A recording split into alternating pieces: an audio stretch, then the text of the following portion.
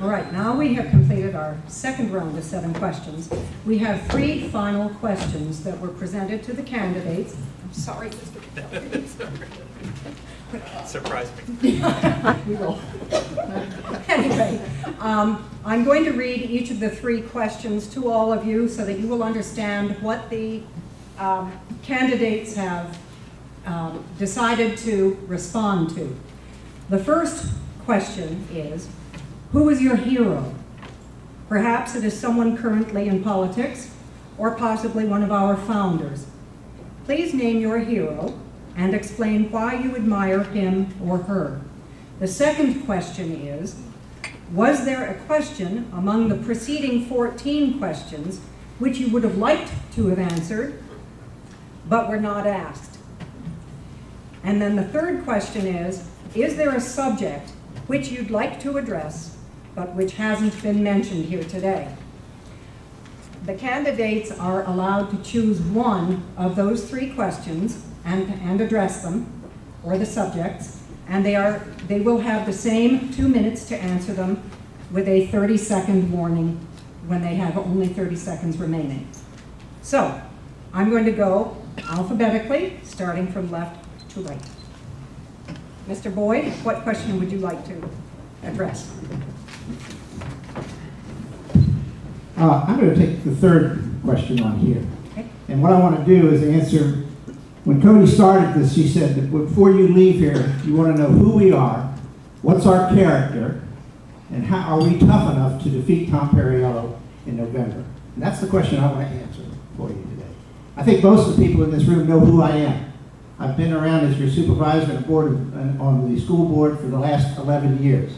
And during that time, I hope you've seen a little bit of insight into my character. You know that I fought 2 hard races against well-funded Democrat opponents, that we didn't win those races by a whole lot, but we never backed down from the principles, the conservative principles of smaller government and growth and the economy and jobs, which are all things that I ran on as a Board of Supervisors member. So hopefully you know what my character is. Now let me tell you how we beat Tom Perriello. We beat Tom Perriello in his backyard. We beat him here in Albemarle County. It's people like you coming out that can sway this race. There's so much importance that's necessary all across this district to bring out the people within the vote. But Tom Perriello won a lot of votes in Albemarle County last year because he claims to be a native from here. He grew up from here. I'm not sure he would claim him as a native, because I think his character was formed in New York City and other places and with some of the friends that he keeps up there. But what I will do for you is I will bring the kind of campaign that is tenacious, that is progressive, that is every day for the next 6 months until we get to that election day.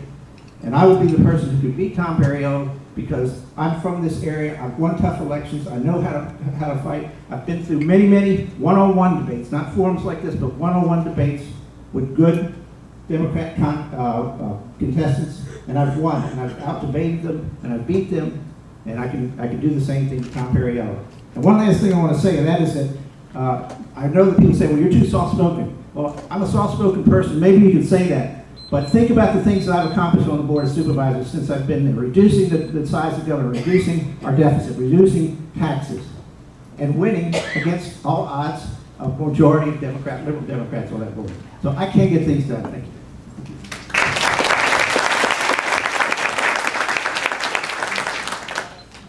Thank you. I want to thank all of you all for being here. I'm very interested in all 3 of these questions. I think the first one that we were offered, who is your hero? Of course, Joe Thomas comes to mind.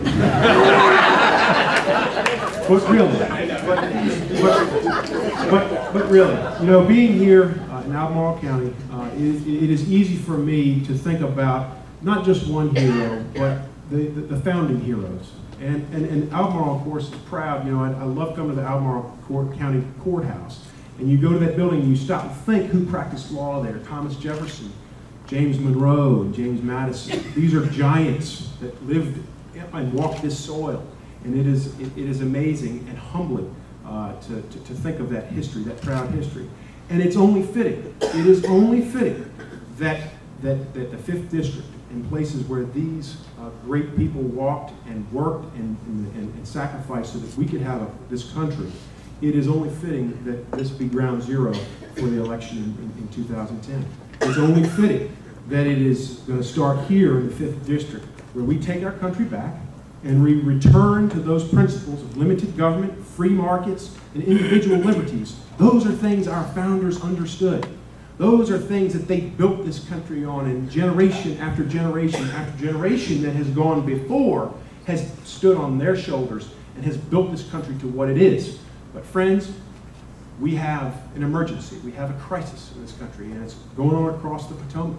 And we've got to send the strongest person to fight Tom Perriello and to fire him and fire Nancy Pelosi. And friends, I believe I'm that candidate. I'm proud to have your support on June the 8th and look forward to working with you on towards November 7th. Thanks.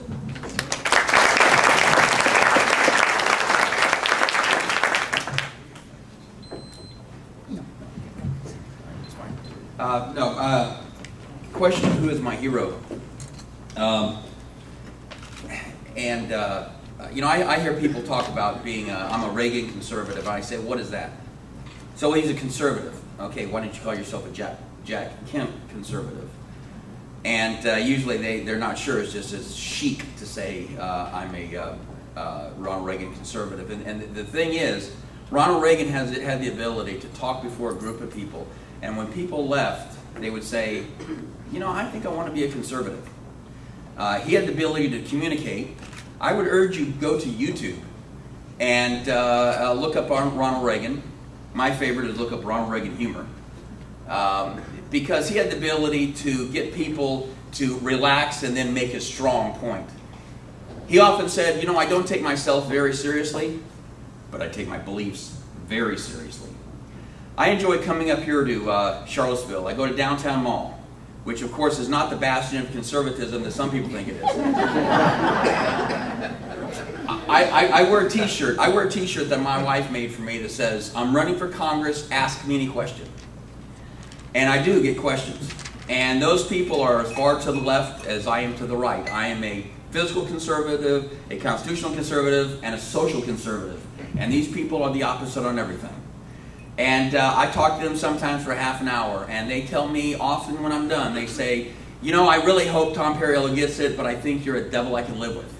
Because I believe that winning this election is the same as winning the election in 2 years against Webb and Obama, and that is we must include people who we don't normally reach out to. Look around, what does this room have in common with almost every other GOP meeting room? We're all white. We're having a speaker on the 29th from the chairman of the Franklin Douglas Foundation who's endorsed our campaign because of our outreach. That's happening on the 29th in Lynchburg. We must reach out to people who we normally don't reach out to.